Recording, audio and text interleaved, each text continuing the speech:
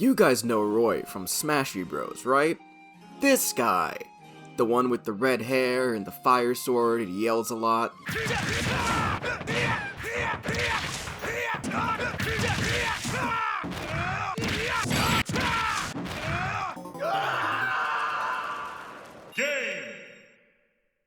Yeah, that guy, you know him. Just looking at him, you can tell a lot about his character, can't you?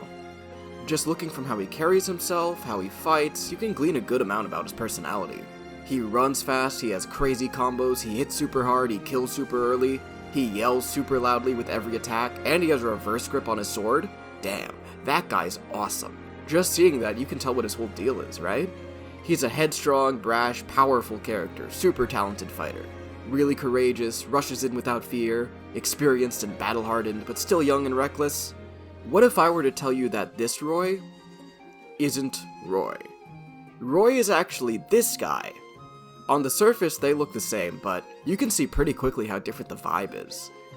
This Roy and this Roy are two completely different characters. And that's a bad thing. Let me explain. Let's start by talking about the Roy from Smash. You guys probably already know him pretty well, so I won't go too far deep into his personality. Instead, let's talk about the people that this Roy resonates with. OD! That's OD! That was crazy! Wow! Papa!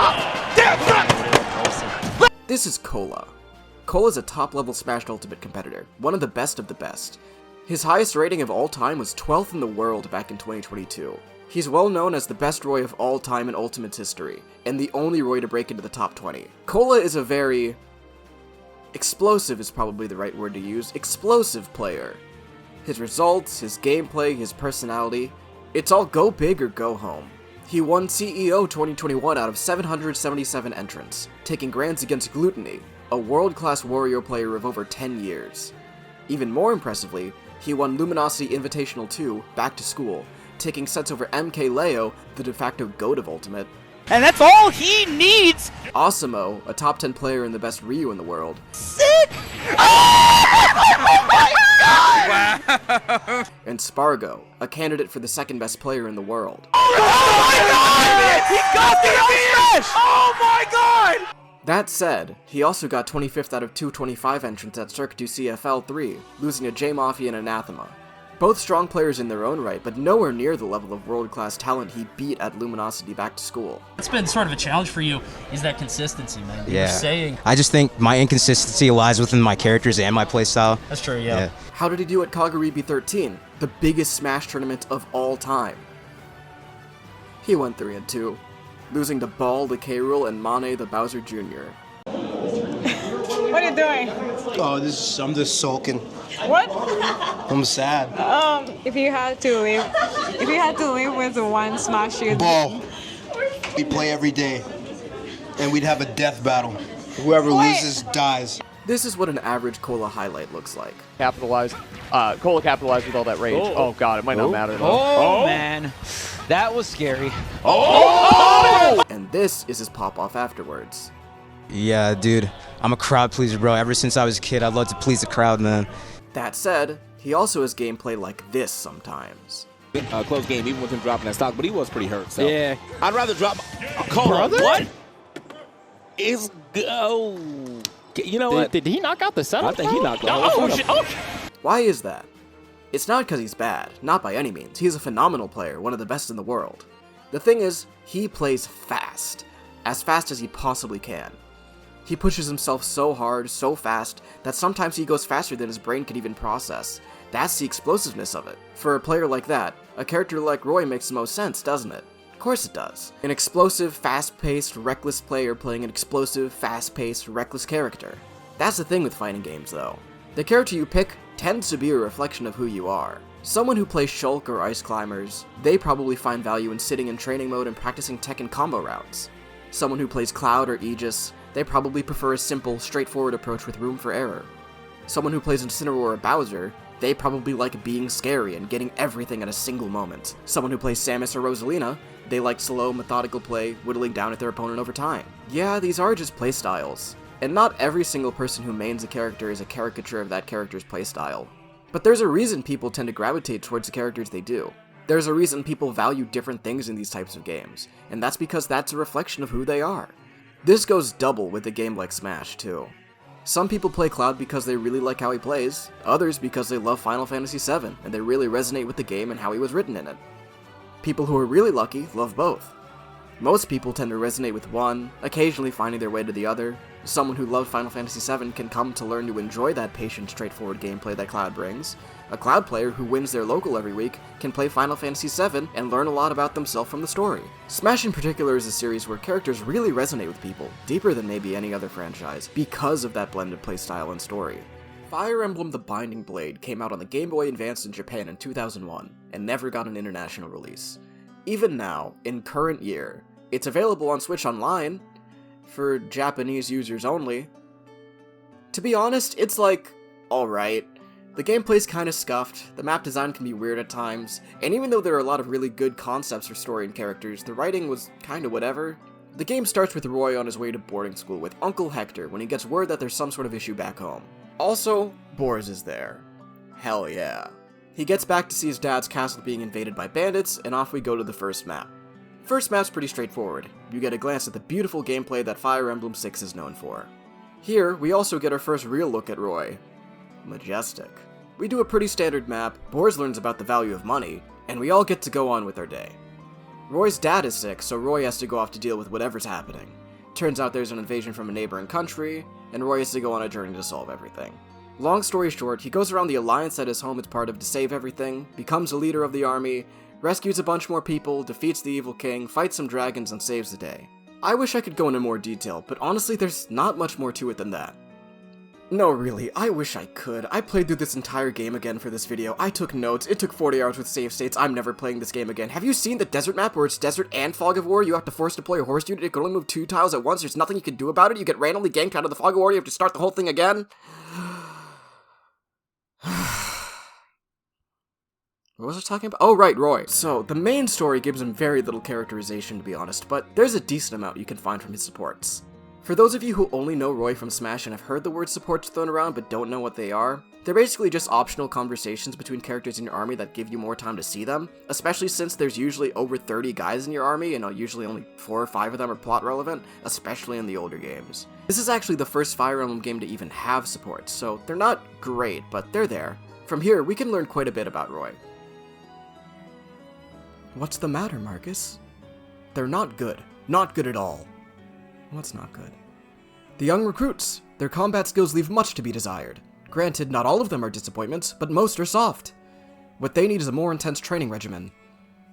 I don't know if I'd call anyone soft. Everyone's working hard. Lord Roy, I have an idea of how to break through the enemy's defenses. An idea? We leave our best troops behind and send the weaker ones to the front lines. Once the enemies are weakened, the stronger troops will be able to finish them. Please, allow me to be in the front lines with the other weaker soldiers. But then we would risk losing you and everyone you're with. We might suffer some casualties, but we will win the battle. Alan, I can't use that idea. Why not, my lord? I can't use a strategy that I know will cause casualties. But Lord Roy, casualties are unavoidable in war. I think not. It may be naive to say so, but a victory with casualties is no victory at all. You want a complete victory. Is that even possible in war? I think it is. We need another plan. So far, we're pretty in line with what an average person would expect from Roy, although that's mostly because these lines are more generic than anything else. But here's where we get to the interesting parts. What's the matter, Lord Roy? Do you need something? No, I just noticed that you seem so carefree. Hey, are you making fun of me? Not at all. I'm envious, actually. I still think I'm being made fun of. Trust me, I'm not making fun of you. You see, as the leader, I must always appear confident and optimistic. I worry and despair like everyone else, though. So, I wanted to ask you, how can I be as carefree as you? Wait. I have no right to order others if I prioritize my safety above all else. That's not true. I'm not exactly a genius, and I'm not especially charismatic either. I have to gain everyone's trust by experiencing the same hardships. Lord Roy, I don't have that special something that makes someone a leader. That's why I need to fight up front along with everyone else. Pretty different from the Roy that you know, right? That's not even the full extent of it. This is Cecilia. Cecilia is a general in the army, and she's one of Roy's former teachers, knowing him better than almost anyone else. She knew him when he was younger, and the Roy that she knew is the one from before the war broke out. How should I move next, Roy? Oh, yes, you should, What's the matter? Nothing. It's just that it feels so strange giving you orders. Why? You lead this army. Who else would give me orders? Even so... Roy, you mustn't go soft. If a leader gets soft, then so will the troops. You are a general leading an army, and I am your soldier. Be strict and assertive, as a general should be. Yes, you're right. Good. Now, General Roy, what is my next move? Roy. Oh, General Cecilia. Are you tired? Perhaps you should rest. I can't. We must keep moving. Rushing forward will only lead us to failure. I'm not rushing, but we must move as quickly as possible. Why? The quicker we move, the more lives will be saved. Yes, that's true. We fight to win this war, but how can we call it a victory with the deaths of so many innocents? Oh, I'm sorry, I didn't mean to talk back to you. Are you cross with me?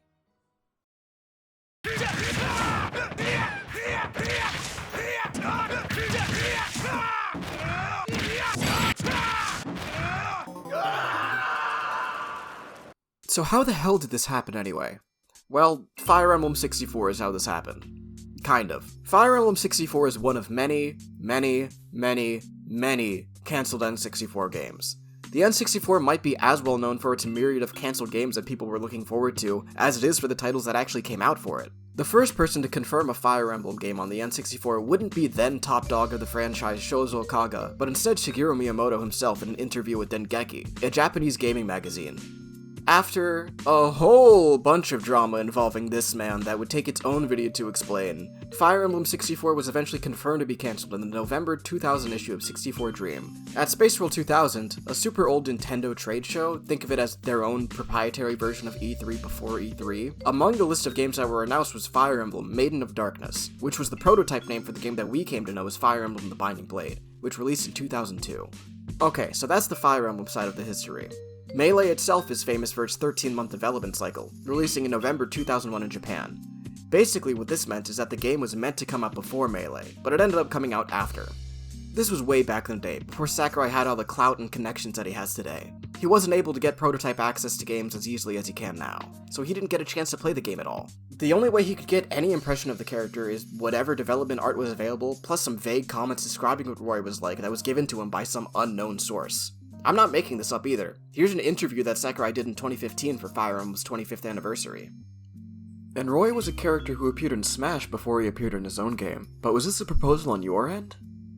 No, I wasn't privy to any release dates or anything like that, so that was something that simply got decided during meetings. To tell you the truth, Binding Blade was scheduled to release before Melee.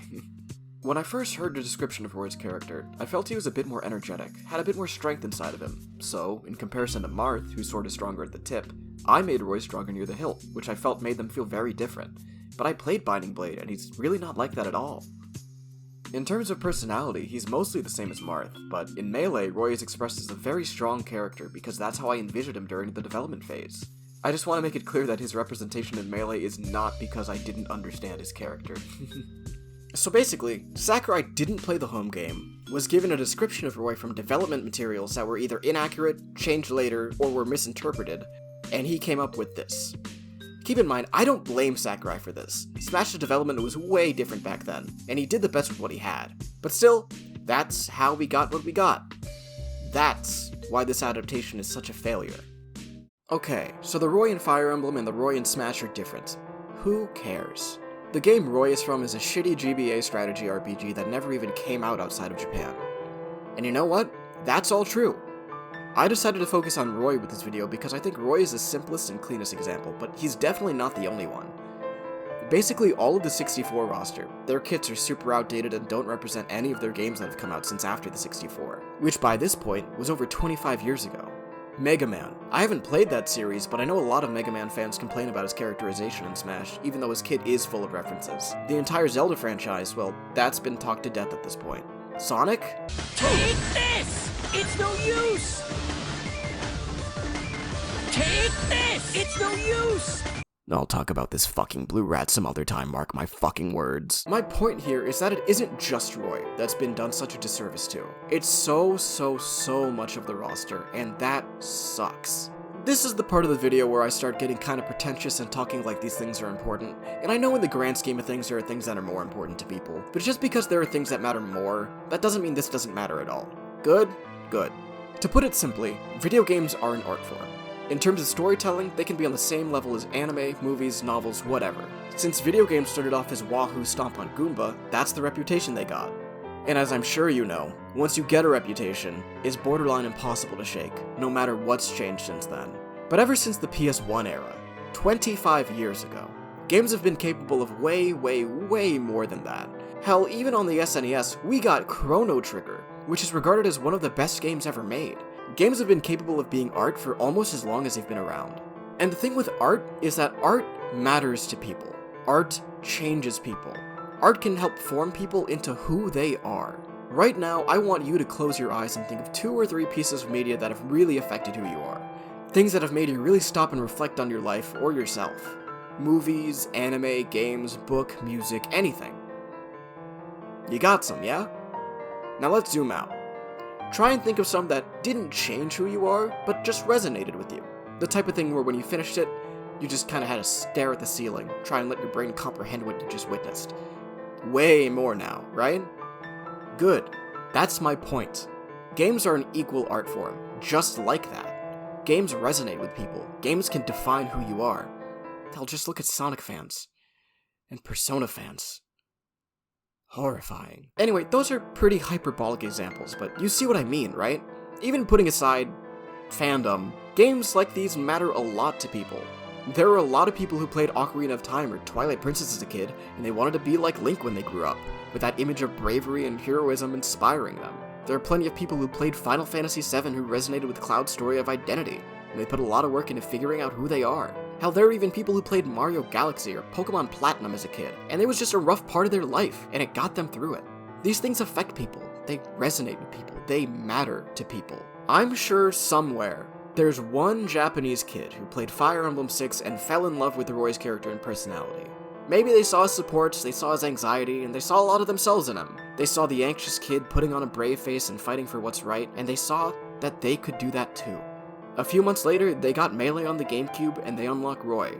Their eyes are sparkling as they pick him, they go into classic mode and adventure mode, and they're given this. Ready? Go!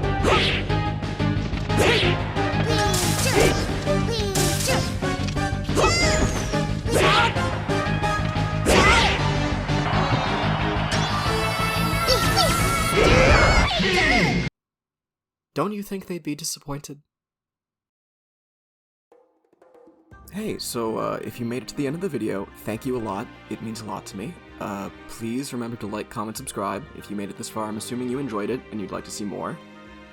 This is the type of video that I think I really do enjoy making. This kind of analysis, character analysis, story analysis of fictional characters in games specifically, and what works, what doesn't, and why things resonate with people. This is really the kind of stuff I like, so I'll try to make more.